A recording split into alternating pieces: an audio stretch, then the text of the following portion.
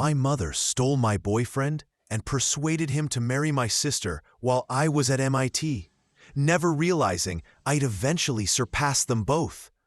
My name is Clara West. I'm 32, and I could never have predicted how my life would unfold. Today, I'm a successful software developer, but my path was shaped by betrayal. The lowest moment came when my own mother convinced my boyfriend to choose my sister. Years later, when they showed up at my reconciliation party, the expressions on their faces after meeting my husband were unforgettable. Sometimes life's harshest heartbreaks lead to its greatest blessings. Before I share this journey, let me know in the comments where you're watching from. And if you enjoy stories about overcoming family betrayal, don't forget to like and subscribe. I grew up in suburban Boston, in a home that looked perfect from the outside.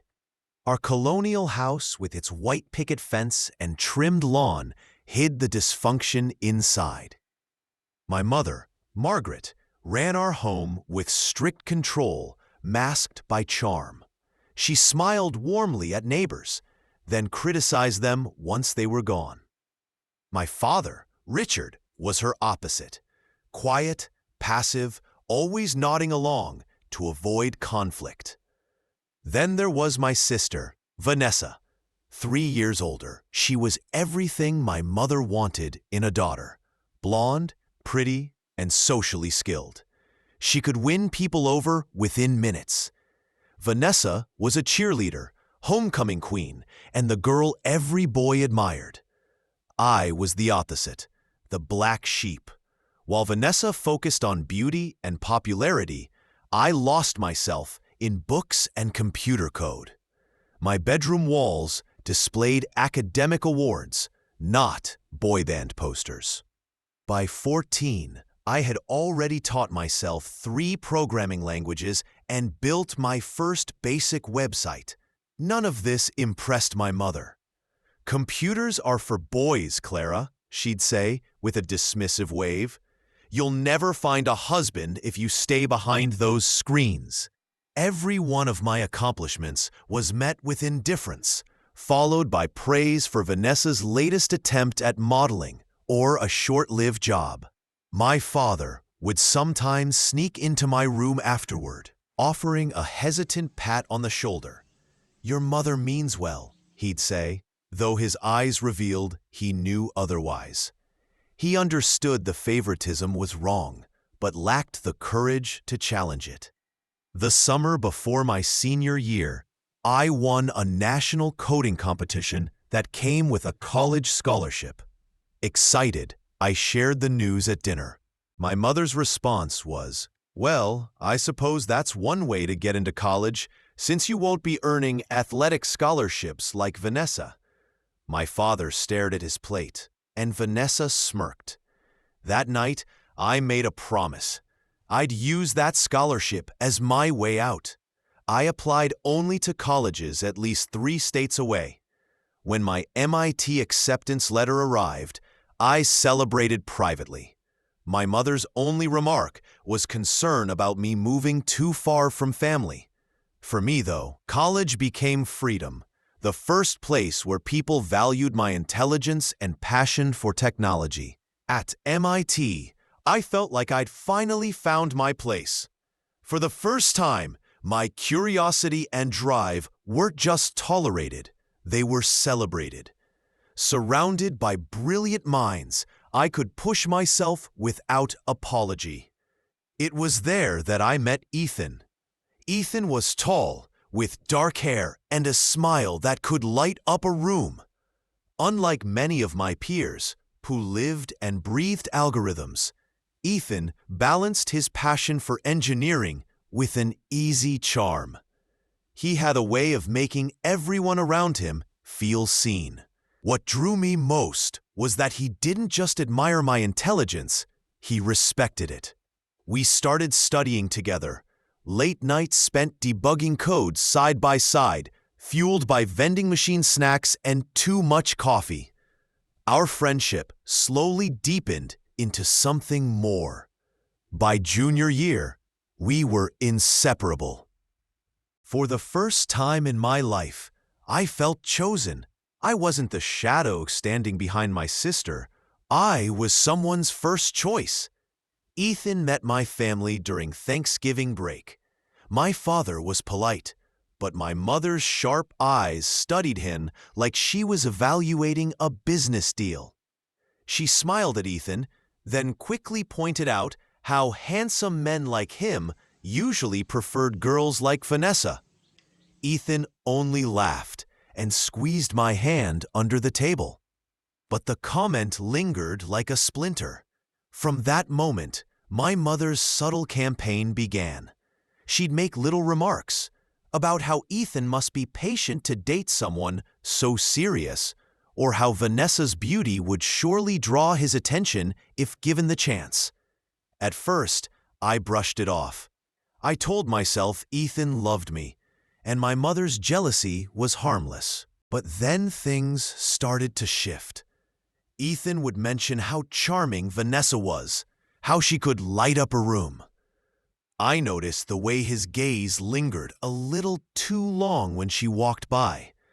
I told myself I was imagining it, a result of my mother's constant comparisons. Still, the unease grew. During my final year, the betrayal unfolded.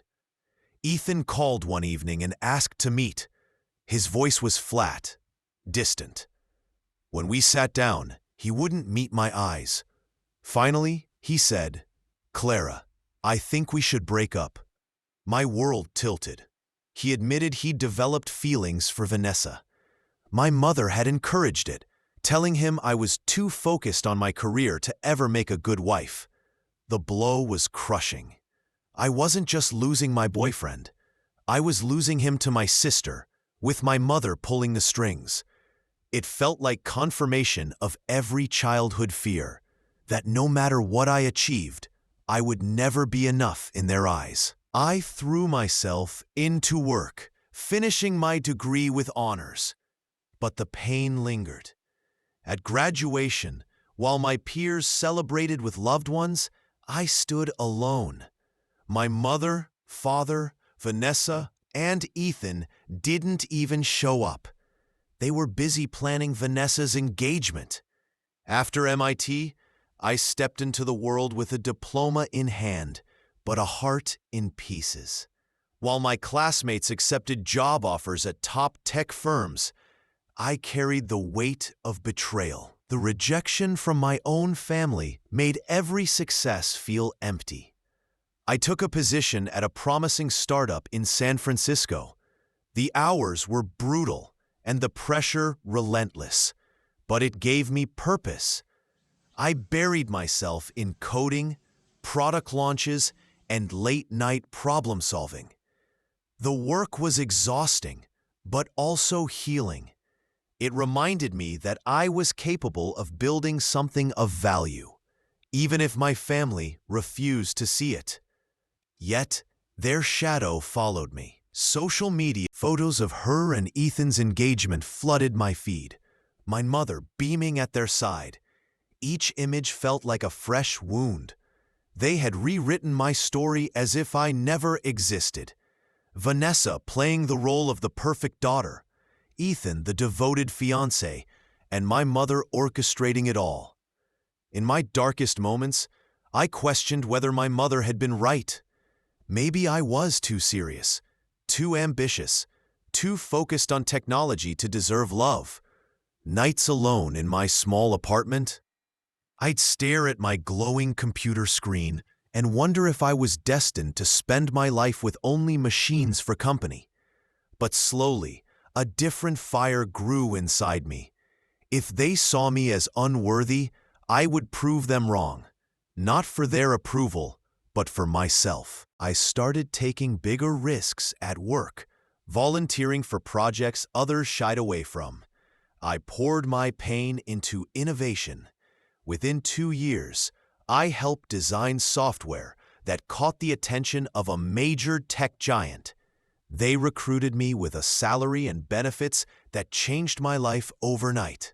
Professionally, I was thriving. Personally, the scars remained. I avoided dating, afraid of repeating the same heartbreak. My trust was fractured. Every time someone showed interest, I questioned their motives. Would they leave me too the moment Vanessa or someone like her entered the picture? Still, I kept moving forward. Success became my shield, each accomplishment another layer of armor. And though I didn't realize it yet, this journey of resilience was preparing me for something far greater than I had ever imagined. Years passed, and with time came clarity. I realized I didn't want to live forever defined by betrayal.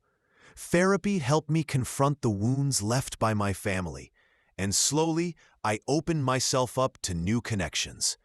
That's when I met Daniel. Daniel was different from anyone I'd known. A fellow software developer, he shared my passion for technology, but carried himself with a quiet strength. Where Ethan had been charming yet shallow, Daniel was steady, thoughtful, and genuine. He didn't just admire my success, he encouraged it. With him, I felt seen in a way I never had before. Our relationship grew quickly, built not on surface attraction, but on shared values and respect. For the first time, I could imagine a future where I didn't have to choose between love and ambition.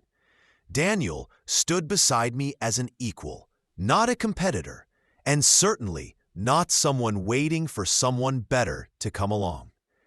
When Daniel proposed, we decided to host a reconciliation party, an event to mark both our engagement and my decision to make peace with my past.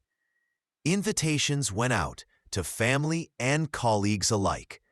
I knew my mother, Vanessa, and Ethan would attend, though I had no idea how they'd react. The night of the party, I walked in on Daniel's arm, confident and calm.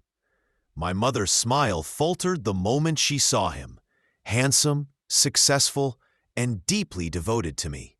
Vanessa's eyes widened, and Ethan shifted uncomfortably at her side. For once, the roles were reversed. I was no longer the overlooked daughter or the girl left behind. I was a woman who had built a life on her own terms. Throughout the evening, Daniel stayed close, introducing me proudly to everyone. My mother tried her usual backhanded compliments, but they carried no weight. Vanessa's forced laughter couldn't mask her unease, and Ethan avoided my gaze altogether. By the end of the night, I understood something important. I didn't need their approval anymore. Their betrayal had once defined me, but now it was simply part of the story that had led me here, to success, to love, to peace. As I looked around the room, holding Daniel's hand, I felt a quiet triumph. Sometimes the greatest revenge isn't revenge at all. It's living a life so full, so authentic, that those who doubted you can only watch from the sidelines. And that's exactly what I did. After that night, something inside me shifted. For years, I had carried the weight of rejection, always wondering if I'd ever be enough. But walking out of that party with Daniel at my side, I realized I had already proven everything I needed to. Not to my mother, not to Vanessa, and certainly not to Ethan. Only to myself. The weeks that followed were strangely quiet. My mother tried calling once or twice, leaving vague voicemails about staying in touch. I never returned them. Vanessa sent a message on social media, pretending we were close again, but I left it unread. Ethan didn't reach out at all. For the first time in my life, the silence didn't hurt. It felt like freedom. Daniel and I moved forward with wedding plans, building our own traditions and circle of support. While my family had always measured worth through appearances and shallow victories, I was learning that real strength came from authenticity, resilience, and love that didn't need constant validation. Still, I won't pretend it was easy. Old wounds don't disappear overnight. There were moments when the bitterness resurfaced, when I catch myself replaying the betrayal in my mind or comparing my path to Vanessa's. But Daniel's steady presence reminded me that healing isn't about forgetting. It's about refusing to let the past dictate your future. Marriage with Daniel marked the beginning of a new chapter. Our life wasn't perfect, but it was steady, grounded in mutual respect. We built routines that worked for us. Early mornings filled with coffee and quiet planning. Long evenings spent brainstorming projects side by side. With him, I wasn't just Clara the achiever or Clara the outsider. I was simply myself, and that was enough. My career soared during those years. I rose through the ranks at the tech giant that had recruited me, leading projects that shaped the company's future. Eventually, I co-founded my own startup, developing software that gained international recognition. Awards followed, along with speaking invitations at global conferences. Each milestone wasn't just professional, it was personal vindication. I had become everything my mother once insisted I could never be. Then, just as Daniel and I were preparing for our first child, the past came knocking again. It started with an email from Vanessa. She wrote about how life hadn't gone as planned. Her marriage to Ethan was crumbling, and she needed someone to lean on. My mother followed soon after, reaching out with a carefully worded letter about family bonds and the importance of forgiveness. For a moment, the old ache returned. Part of me wanted to slam the door, to remind them of the years they had erased me from their lives. But another part of me felt something else: pity. They had built their world on shallow foundations, and now it was collapsing. Daniel asked me what I wanted to do. His only condition was simple: whatever decision I made, it had to bring me peace. I chose distance. Not cruelty, not revenge, just distance. I responded politely, wishing them well, but I made it clear that my life was no longer open for manipulation. They had written me out once. This time, I was the one holding the pen. Over the next few years, the truth of my family's choices unfolded without me lifting a finger. Vanessa's marriage to Ethan officially ended in a bitter divorce. The charm that once blinded her couldn't hide the reality of broken trust. Ethan moved on quickly, leaving Vanessa with debts and a reputation built on appearances that no longer fooled anyone.